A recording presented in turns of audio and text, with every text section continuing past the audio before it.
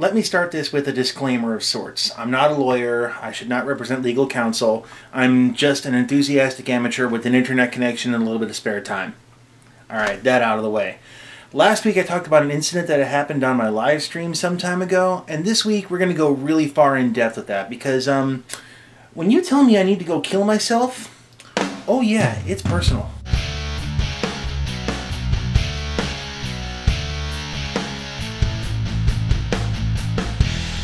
A quick description of the incident. We were playing a 4-player alert late in the evening on my live stream. After the first boss fight, loot was rolled for, and one piece was a role-specific thing that was won by another player who probably needed it for off-spec. Loot was randomly chosen, I complimented the healer and the controller for doing an awesome job, and then the controller made a move to disband the instance. When that ultimately failed, he said this over open voice chat. Really, bro, fucking pull the fucking controller gear. Fuck you guys, bro. Make your own power. I informed him he was on a live stream and the only other person on voice chat for that matter, and he replied with this. Like I care, bro. Listen to your voice. Oh my god, if I had that voice, I'd fucking kill myself. I told him he really didn't want to say that, and his response was this. What am I gonna do, die? This is a fucking game, bitch.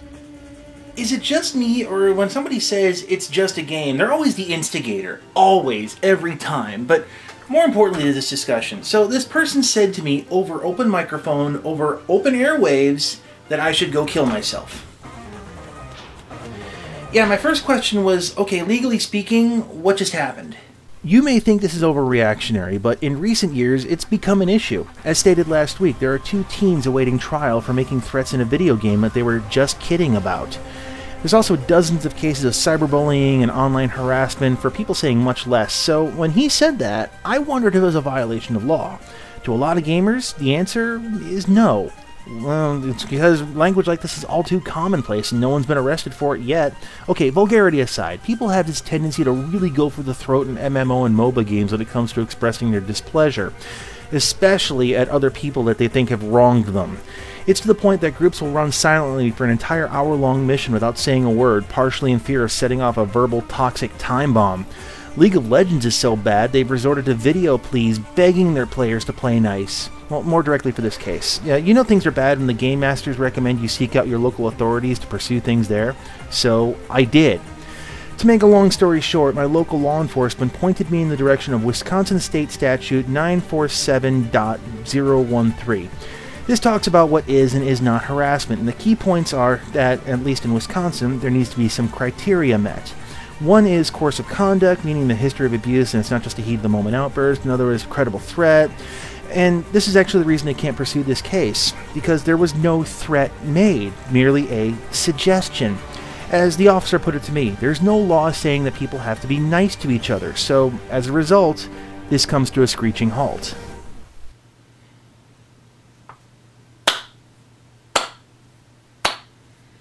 Well played, sir. Very well played.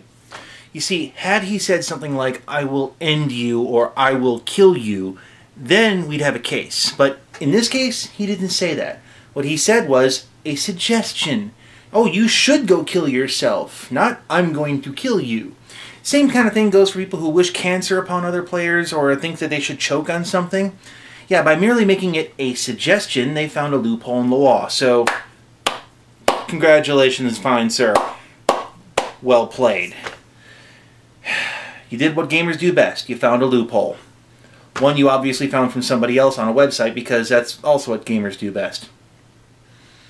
Now here's the thing. Had we been one state over that way, we have a completely different discussion.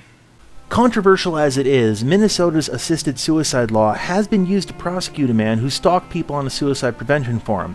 This guy not only told people how to kill themselves, but encouraged them to do so, and then got 2 people to actually do it. Go look up the case, it'll make your skin crawl, I promise. Now granted, the difference is he did this methodically, and in MMOs, the scream of go kill yourself is fired off the cuff when somebody's in a moment of anger, but would that be enough to prosecute? The Minnesota statute, it's pretty broad, so an enterprising DA could make a career based on one good case, and it would have to be a damn good case, as most private lawyers would cite freedom of speech in this country. Okay, we got freedom of speech, but there's limitations and responsibilities, whatever. Okay, but let's say this person's not even in this country, which is actually very likely in this digital era. Better hope you didn't just tell someone in the UK to kill themselves. Let's go back to Wisconsin for a moment. Statute 947.013. Now, one of the factors taken into consideration is course of conduct, meaning how long has this been going on? Now, in gaming, it's virtually impossible to determine this from the player perspective. If you run random instances all night, over months, odds are you're never going to run into the same person again. So it's impossible for a player to have any kind of history, and considering that Game Master's first response to harassment claims are, we'll just put them on ignore, this means that you can't establish a history of behavior. It would be up to the game companies, and they really have an interest in not pursuing these guys. The law also looks at the feasibility of threats made. Basically, can the person actually carry out what they're promising to do? If I ever find out where you live, I'm gonna fucking kill you! Calm down, dude. It's just a fucking game. For the most part, this isn't even an issue. Anonymity has its perks sometimes, but there are cases in which an online dispute becomes a very real-world violent act. A 46-year-old man finding and choking a 13-year-old kid for smack-talking on Xbox Live. A man stabbed because he was concerned for a neighbor playing World of Warcraft. A man murdered in China for selling an in-game item loaned to him by the attacker for real-world money. There's more, and be thankful that tabloid media hasn't run with the concept yet. But when you put the pieces together, the likelihood of a case being made over someone threatening you online, pretty slim. However, I say that knowing full well that 2 gamers are in jail right now for making JK statements. So what it comes down to is, what is the local law of the person who you are talking to, because that's the one that's going to be used. And as much as I would love to sit here and play the what-if game, it's all speculation, and as much fun as it would be to do that, I would much rather leave that into the hands of people who are much more qualified to speak law, so I'm going to bow out of that. So instead, I'd like to shift the question just slightly. Why would you even say something like this to another human being? Oh my god, if I had that voice, I'd fucking kill myself. In all likelihood, this guy probably said this with no expectation that I would end my life on his request, but in his mind, this was a completely acceptable response to losing a loot roll for gear. It was perfectly okay to tell someone else to commit suicide over a loot drop. Well, for that matter, gamers seem more than happy to put death out there for things like, oh, I don't know, changing reload times by milliseconds. The gaming industry was shocked, but I wasn't. I just said, welcome to the party. This isn't anything new. It's been like this for years, but why? Now, part of me wants to blame this on the disconnect that I've talked about before. It's that you're sitting at home alone playing a game with what amounts to intelligent NPCs, but I can't do that because they're telling people to die. That means there has to be some knowledge that there's a living person on the other end of the line, so we gotta dig just a touch deeper.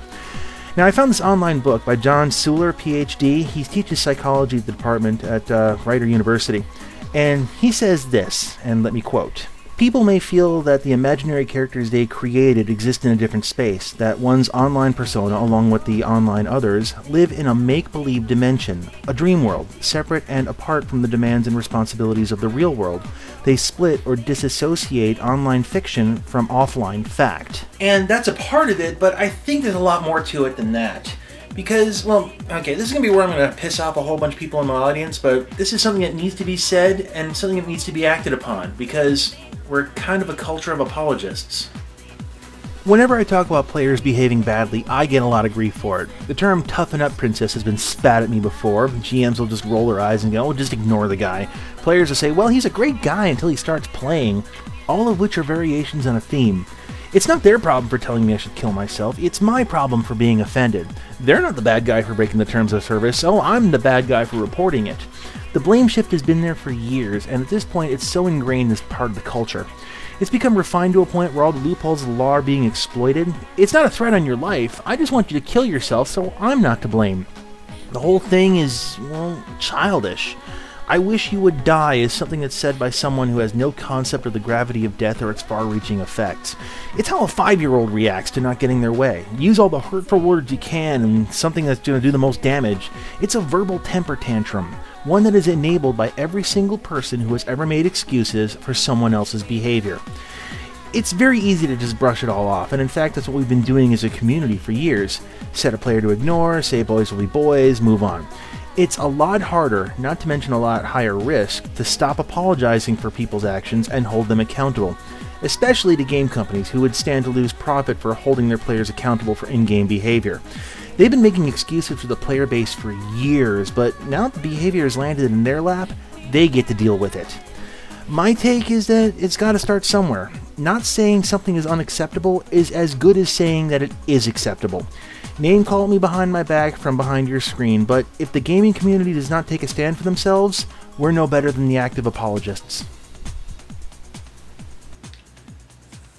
I was deciding the best way to end this episode, and I figured the best way to do so was with transparency, to explain why this bothers me as much as it does. I'm an older guy, and I'm starting to reach the age now where I'm losing friends, and I'm not talking about them moving away. A couple years ago, independently of each other, 2 of my friends decided to commit suicide. No good way to say this. And without going into too many details, watching family and friends and communities not only reel, but mourn as much as we did. Twice. I can't imagine why one person would wish that much pain on that many people because they didn't get a stupid loot drop. So yeah, it bothers me.